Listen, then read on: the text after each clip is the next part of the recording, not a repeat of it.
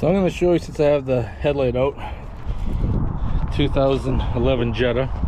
Sometimes you just gotta, but if you're changing the bulbs, you don't understand how it works, I'm going to show you.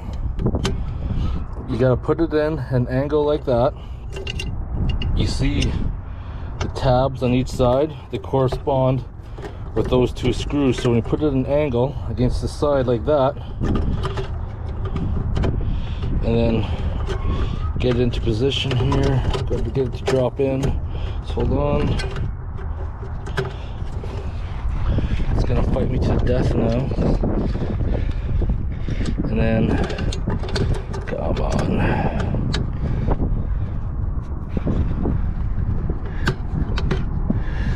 There. You can see right there, slides underneath. Perfect. Do it again.